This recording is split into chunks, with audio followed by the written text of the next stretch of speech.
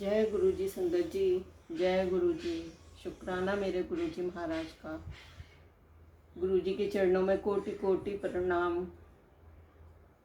जय गुरु जी संगत जी। ओम नमः शिवाय। शिव जी सदा सहाय। ओम नमः शिवाय। गुरु जी सदा सहाय। गुरु जी के अनमोल वचन। वचन एक। गुरु जी सदैव अपनी दैवीय गद्दी पर रहेंगे। उन्होंने कहा था मैं हूँ और सदैव रहूँगा। मेरा कोई उत्तराधिकारी नहीं है।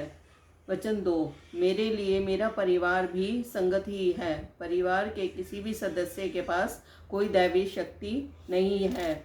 वचन तीन। मैं अपने भक्तों से बहुत प्रेम करता हूँ और उनके बुरे समय का अंत करता हूँ। वचन चार। जब आप अपने जूते मंदिर के बाहर उतारते हो तो अपनी बुद्धि भी बाहर ही छोड़कर आया करो। वह मेरे सामने किसी काम की नहीं है। वचन पाँच। मेरी उपस्थिति में सेलफोन का उपयोग मत करो, अन्यथा मेरा आशीर्वाद उसे चला जाएगा जिससे आप बात कर रहे हैं। वचन छः। यदि आप अपने जीवन की डोर मुझे थमा देते हैं तो मैं आपको सीधा मोक्ष तक ले जाता हूँ। वचन सात। अगर किसी घर से मात्र एक सदस्य भी मेरे पास आ जाता है तो उसके पूरे परिवार को आशीर्वाद मिल जाता है। वचन आठ। मात्र पुस्तक से पाठ करना ही पाठ नहीं होता, अपना कार्य करना, नित नियम करना और अपने परिवार का ध्यान रखना भी पाठ करना होता है। वचन नौ। सबसे बड़ा पाठ वह होता है जब पति अपनी पत्नी का तथा पत्नी अपने पति का और दोनों मिलकर अपनी संतान का ध्यान रखते हैं और घर में शांति बनाए रखते हैं। वचन 10। गुरुजी कहते हैं कि गुरुओं के कथन का कभी खंडन नहीं करना चाहिए। वचन 11। गुरुजी रब कदे भी नज़र नहीं आਉਂਦਾ। मैंने कहा मैनू ਤੁਹਾਡੇ विच नज़र आਉਂਦਾ है। गुरुजी तुम कभी भगवान को नहीं देख पाते। मैंने कहा मुझे आप में नज़र आते हैं और गुरुजी मुस्कुरा दिए। वचन 12। भगवान से प्यार करो, उससे डरो मत। भगवान ने ही तो संसार बनाया है और सौरमंडल रचा है। समस्त रचना भगवान की ही तो है, अतः भगवान से डरो नहीं, प्रेम करो। वचन 13। महापुरुषों के पद होते हैं और उनमें सबसे ऊपर सद्गुरु होते हैं, वह मैं हूँ। मात्र एक सद्गुरु ही सबके रोग अपने ऊपर ले सकते हैं और दुखों से मुक्त कर सकते हैं। हर कोई लोगों के मर्ज अपने ऊपर नहीं ले सकता, उन्हें आज्ञा नहीं है, वह सिर्फ लोगों का मार्गदर्शन कर सकते हैं। ऐसा मनुष्य किस काम का अगर वह रब का शुक्राना ना कर सके। वचन 14। कभी किसी की देखा देखी अपने चादर से बाहर पैर नहीं पसारने चाहिए। वचन 15। पंडितों पर अंधविश्वास नहीं करना चाहिए। यदि कोई ऐसा मिल गया जिसे पूरा ज्ञान नहीं है तो आपकी हानि हो सकती है।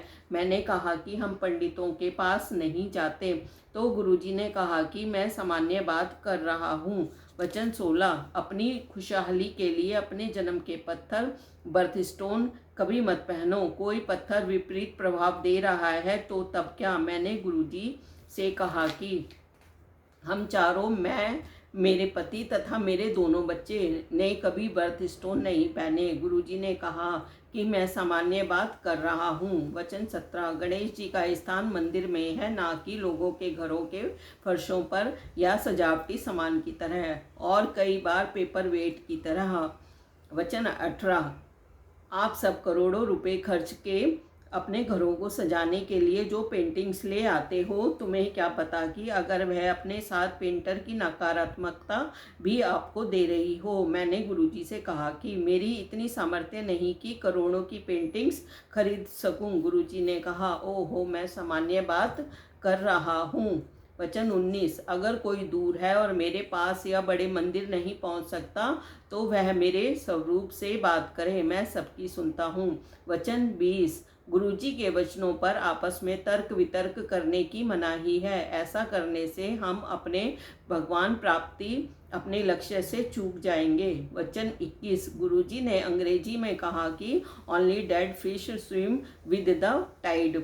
एक मरे जमीर वाला इंसान ही दुनिया के गलत रास्ते पर चलता है। हमें गलत हालात से समझौता ना करके सच्चाई के रास्ते पर ही चलना है। वचन 22, डॉक्टर अपना काम करेंगे और मैं अपना। जब कभी कोई परेशानी हो तो डॉक्टर को अपना काम करने दो, मैं अपना काम करूँगा। वचन 23, दवाई भी तभी काम करेगी जब मैं उसे अपना आशीर्वाद दूंगा। वचन 24, पानी बहुत पिया करो, पानी हर बीमारी की दवा है, यह सब रोग ठीक करता है। वचन 25, पाचक ग्रंथि एक ऐसा अंग है जिसकी प्रक्रिया भगवान ने अपने हाथ में रखी है। वचन 26, अभी बहुत अच्छे दर्शन हो रहे हैं, बाद में मैं तारों जैसा नजर आऊँगा। मंदिर में आने वाली संगत इतनी बढ़ेगी कि जितनी मर्जी जगह बढ़ा लो कम ही पड़ेगी। वचन 27, आने वाला समय बहुत खराब आ रहा है, जो प्रार्थना में विश्वास करेगा और पूरे मन से प्रार्थना करेगा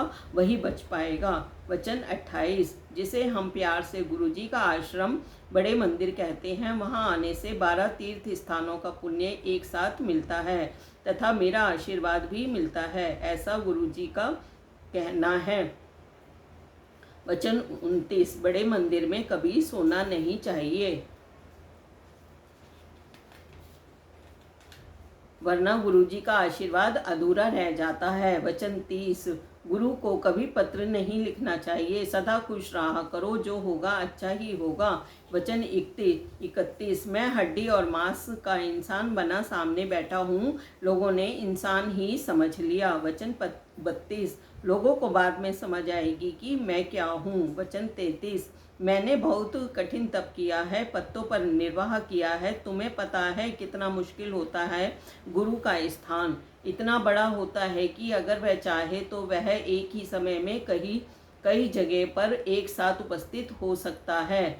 वचन 34, मैं तुम्हें इंसान की तरह नजर आता हूँ, पर मैं जहाँ खड़ा हूँ वहाँ से तुम सब मुझे छोटी छोटी चींटी जैसे नजर आते हो। वचन 35, मैं इस संसार में तुम्हें माफ़ करने ही तो आया हूँ। वचन 36, गुरुजी ने कहा कि मेरे पास इतनी शक्ति है कि मैं सूर्य को भी अपने अनुसार चला सकता हूँ। वचन 37, सूर्य अब बूढ़ा हो चुका है। वचन 38, धरती पर पानी बढ़ जाएगा। वचन 39, लोग वृक्ष काटते हैं, यह अच्छी बात नहीं है। वचन 40, मेरे पास आने वाली राह सरल नहीं है। वचन 41, मैं नींबू की तरह निचोड़ लेता हूँ, तुम्हारी हर तरह से परीक्षा लेता हूँ, अगर पूर्ण आत्मसमर्पण नहीं करते तो फिर क्या लाभ। वचन 42, अगर मेरी तरफ कोई एक कदम भी बढ़ाता है तो मैं उसकी तरफ 100 कदम बढ़ाता हूँ।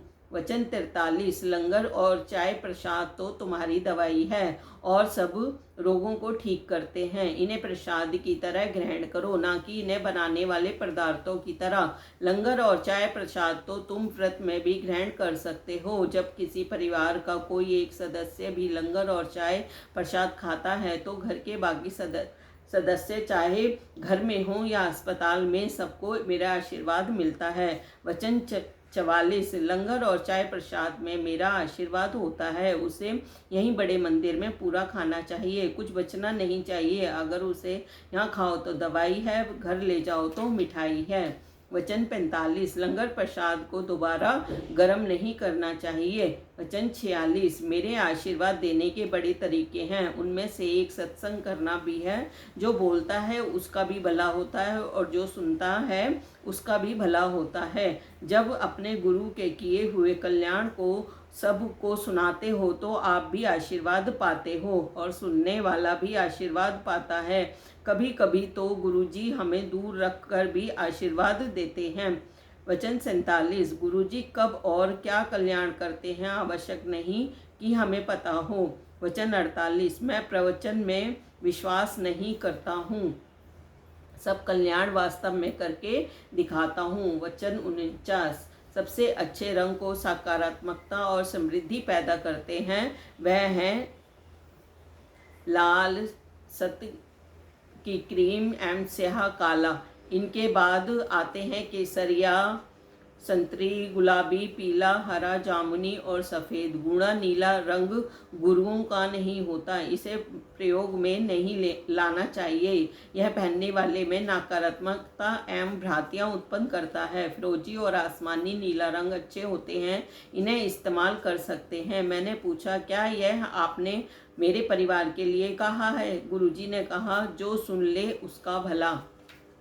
वचन 50। आपको अपने आँख, नाक और कान सब चेहरे पर आगे मिले हैं, पीछे नहीं। यह बात का भगवान को बहुत बहुत धन्यवाद करना चाहिए। वचन 51। जानवर कितने काम करते हैं, मरने के बाद भी हम उनकी खाल से चमड़े के बैग, जूते, बेल्ट आदि बनाते हैं। यहाँ तक कि मरने के बाद उसे खा भी लेते हैं, परंतु मनुष्य मरने के बाद किसी काम का नहीं है। इसलिए मनुष्य अपने जीते जी सिर्फ पाठ करके अपना जन्म संवार सकता है। वचन 52। गुरुजी के अनुसार गुरुजी के वचन याद करना भी सत्संग होता है। अपने व्यक्तिगत अनुभव एवं आशीर्वाद जो आपको गुरुजी से मिले हैं, उनके बारे में सबको बताना भी एक तरह से गुरुजी को शुक्राना करना ही होता है। गुरुजी अक्सर कहते थे कि मैंने जो तुम्हारे कल्याण किए हैं सबको बताओ। वचन 53। अगर मैंने सिर्फ एक इंसान को भी भगवान तक पहुंचने के रास्ते पर डाला तो मेरा काम हो गया समझो। वचन 54। अगर आपके कर्म अच्छे हैं तो दुनिया के सब सुख गुरुजी आपकी झोली में डाल देंगे। वचन 55। गुरुजी से कभी भी अपना बुरा नहीं मांगना चाहिए। गुरुजी के साथ क्रय विक्रय नहीं चलता। जैसे आप मुझे यह दोगे तो मैं इतने का प्रसाद चढ़ाऊंगा। हम अपने परमपिता परमेश्वर को कुछ नहीं दे सकते। अगर हम सेवा भी करते हैं तो वो भी अपनी ही मदद करते हैं, ना कि गुरुजी की। वचन 56। एक बार एक गुरुद्वारे में गुरु ग्रंथ साहिब का पाठ करने वाले छोटे पाठी ने गुरुजी से कहा कि उसके जीवन में कुछ भी ठीक नहीं है, धन नहीं है। गुरुजी ने प्रश्न किया, जब लोका दे पाठ पढ़ता है ता किन्ने सफ़े बिना पढ़े पलटता है। जब लोगों के लिए पाठ पढ़ता है तो कितने पन्ने बिना पढ़े पलटता है। यह पाठी जब लोगों के लिए जब पाठ पढ़ता था तो बीच में कई पन्ने बिना पढ़े ही पलट देता था। फिर गुरुजी ने हमारी तरफ देखा और कहा, आपे पाठ करया करो, यानी पाठ अपने आप ही करना चाहिए, किसी दूसरे के ऊपर निर्भर नहीं रहना चाहिए। वचन 57। लोग पुत्र तो मांग लेते हैं, पर अगर वो मानसिक रूप से विक्षिप्त पैदा हो गया तो। वचन 58। अगर आपको गरीब या काम करने वालों को खाना देना है तो उत्सव शुरू होने से पहले उनके लिए भोजन निकाले, ना कि बाद में बचा और झूठा उन्हें दे। वचन 59। अगर कोई भिखारी आपसे मांगे और आप ना दे पा रहे हो तो हाथ जोड़ लें, ना जाने किस वेश में कौन आपके सामने है। वचन 60। अपने घर में घोड़े, पक्षियों और इंसानों जैसी मूर्तियां मत रखा करो। इन्हें पानी में बहा दो, यदि बहा ना सको तो फेंक दो, परंतु घर में ना रखो। घर को सजाना है तो फूलों से सजाओ। वचन 61। गुरुजी एक बार एक दर्जी के पास अपने लिए एक पैंट सिलवाने गए तो दर्जी ने जेबों के लिए पूछा। गुरुजी ने हंसकर कहा, सानू बोझियां दी की लोड़, यानी मुझे जेबों की क्या ज़रूरत है। गुरुजी पहले पैंट पहना करते थे, पर बाद में उन्होंने चोला पहनना शुरू कर दिया। किसी ने कहा कारण पूछा तो हंसकर कहा, ओए ओए कोई गुरु मंदा ही नहीं सी, यानी पैंट पहनने से कोई गुरु मानता ही नहीं था। वचन 62। कभी किसी की निंदा मत करो, ऐसा करने से आपका आशीर्वाद उसे हस्तांतरित हो जाता है और उसकी नकारात्मकता कमाई आपकी झोली में आ जाती है। वचन 63। कभी भी दूसरों के दुख मत सुनो। जब भी आपके सामने कोई अपनी व्यथा कहने का प्रयत्न करे तो उससे कहो, गुरुजी के पास जाओ, वही सब ठीक करेंगे, परंतु सुनो मत, अन्यथा वह अपनी नकारात्मकता आपको देकर आपका आशीर्वाद लेकर चले जाएंगे। वचन 64। दूसरे आपके बारे में क्या कहते हैं, इस बात का पर प्रभावित होने के स्थान पर अपने नियंत्रण में रहना सीखें। वचन 65। प्रार्थना और पाठ सदैव इतनी शांति से करना चाहिए कि आपके आसपास बैठे किसी को पता नहीं चले कि आप पाठ कर रहे हैं। इसी प्रकार दान भी गुप्त होना चाहिए, एक हाथ को पता न चले कि दूसरे ने कुछ दिया है। वचन 66। घर में नागफनी और बोनसाई जैसे ना बढ़ने वाले पौधे नहीं रखने चाहिए। वचन 67। अगर सेवा के पीछे कोई अप्रत्यक्ष स्वार्थ छुपा है तो वह यह निस्वार्थ सेवा नहीं है। असल सेवा बिना किसी मांग तथा स्वार्थ के होती है। वचन 68।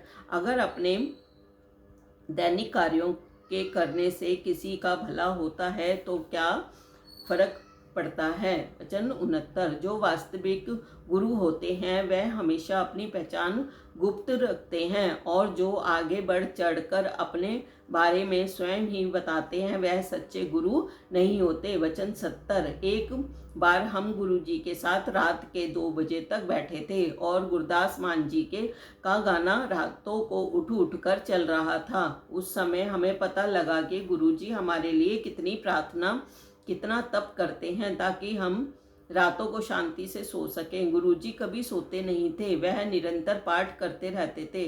वचन 71। गुरुजी के शरीर से निकलने वाली सुगंध गुरुजी की इच्छा अनुसार आती थी। गुरुजी के अनुसार यह भी एक प्रसाद है जिसे पाने वाला उसे कभी कहीं भी पा सकता है, मंदिर में भी और घर बैठे भी।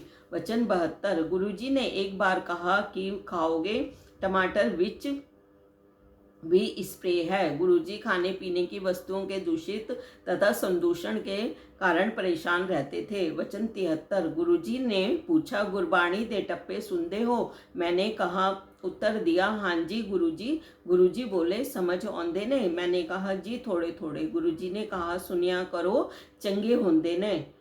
वचन 74। जब भी मैं आपसे नृत्य करवाता हूँ तो आपके शरीर का पूरा ढांचा मेरे सामने खिंच जाता है, यानी कि एक्सरे, और जहाँ भी कोई कमी या खराबी होती है मैं उसे ठीक करता हूँ। वचन 75। गुरुजी सदा संगत के से शिव पुराण पढ़ने के लिए कहते थे। वचन 76। अधिक धन अच्छा नहीं होता। भगवान से हमेशा यही प्रार्थना करनी चाहिए कि इतना दीजिए जितना मेरे परिवार के लिए पूरा हो। वचन 77। गुरु के सामने प्रार्थना करके अपने कर्मों की माफ़ी मांग लेनी चाहिए, उन कर्मों की भी जो आपको नहीं पता कि आपने कुछ गलत कर दिया है। वचन 78। आपका अपने गुरु के लिए प्यार ऐसा होना चाहिए कि सोते जागते और अपने दैनिक कार्यों को करते हुए भी आप अपने गुरु को याद करें। वचन 79। एक दिन मैंने गुरुजी से पूछा, मोक्ष मिलता है? गुरुजी ने जवाब दिया, जे चंगे कर्म हो करो तो। वचन 80। मैं एक रसिक बैरागी हूँ तो जो तुम्हें पारिवारिक उत्तरदायित्व के निर्वाह के साथ साथ प्रार्थना के मार्ग पर चलना सिखलाता हूँ। वचन 81। मैं सृष्टि के कार्यों में कभी हस्तक्षेप नहीं करता, लेकिन गुरु अगर कभी अपने भक्त मेहरबान हो जाए तो सृष्टि का लिखा मिटाकर नया लेख भी लिख सकता है। वचन 82। गुरु जो बात कह देते हैं पत्थर की लकीर की तरह है, जो कहा है वो होना ही है। वचन 83। दुख भरे गानों, टेलीविज़न धारावाहिकों और फिल्मों से जितना हो सके दूर रहना चाहिए। वचन 84। किसी इंसान का मांगलिक होना बेकार का वहम है। वचन 85। मांसाहार नहीं खाओगे तो चंगे रहोगे, शाकाहारी रहोगे तो सुखी रहोगे। वचन 86। घर का बना खाना ही सबसे अच्छा होता है, बाहर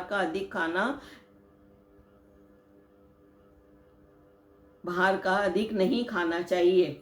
वचन 87। आत्महत्या करना महापाप है। वचन 88। जब गुरुजी से किसी अन्य पवित्र धार्मिक स्थान के बारे में पूछा गया तो उन्होंने कहा, अजमेर शरीफ सच्चा और पवित्र धार्मिक स्थल है। वचन 79। एक बार गुरुजी से किसी स्त्री गुरु के बारे में पूछा गया तो गुरुजी ने कहा, स्त्री कदे गुरु नहीं हो सकती। वचन 90।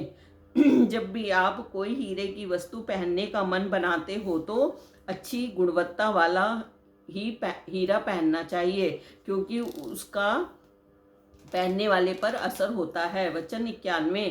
मैं किसी भी राजनीतिक दल से संबंध नहीं रखता। वचन 92। गुरुजी का आदेश था कि चढ़ाए हुए फूल नहीं लेने चाहिए और अगर मिल जाए तो घर जाते हुए नदी में बहा देने चाहिए। वचन 93, सलवार कमीज सबसे अच्छी पोशाक है, साड़ी से भी अच्छी।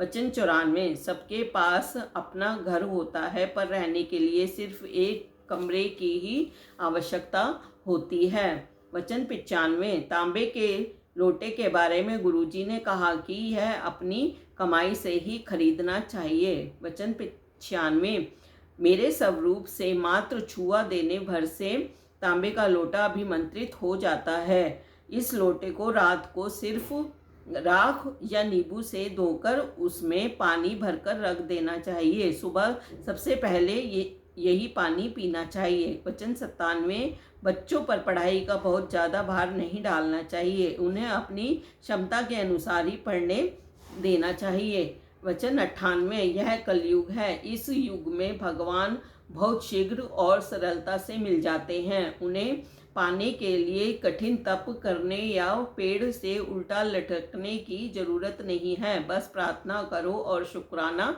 करो। वचन 99, गुरुजी फेंग शुई पर विश्वास नहीं करते थे। वचन 100, गुरुजी के शरीर से एक सुगंध आती थी, उन्होंने बताया कि यह बरसों के तप से होता है, अपने अंदर का ऐसा स्वर्ग जिसे सचखंड भी कहा जाता है। वचन 101, गुरुजी की नज़र में नई संगत या पुरानी संगत जैसा कुछ नहीं है, सब एक बराबर हैं। उनका कहना था कि मेरे साथ कितने वर्ष का साथ है कभी मत गिनो, क्योंकि यह सिर्फ गुरुजी को पता है कि हम उनके साथ कितने जन्मों से जुड़े हुए हैं। गुरुजी भूत, वर्तमान और भविष्य सब देख सकते हैं, उनसे कुछ भी छुपा हुआ नहीं है। गुरुजी किसी को भी यह बता देते थे कि कब उसने क्या खाया, सिर्फ यह बताने के लिए वह सब जानते हैं। वचन 102, मेरे नाल डायरेक्ट कनेक्शन जोड़ो, सीधा मेरे से संबंध बनाओ। वचन 103, मैं पहले उसे आशीर्वाद देता हूँ जो तुम्हें मेरे पास लाता है और उसके बाद की यात्रा तुम्हारी अपनी है। वचन 104, अगर किसी अच्छी चीज या काम के साथ कुछ बुरा जुड़ा होता है तो उसे भी अच्छे की तरह ही स्वीकार करो, क्योंकि संपूर्ण दोष रहित कुछ नहीं होता, जैसे गुलाब के साथ कांटे भी होते हैं।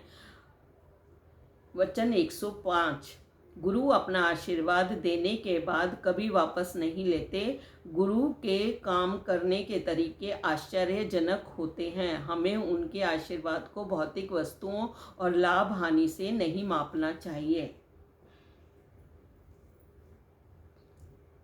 जय गुरु जी, शुक्राना मेरे गुरु जी महाराज।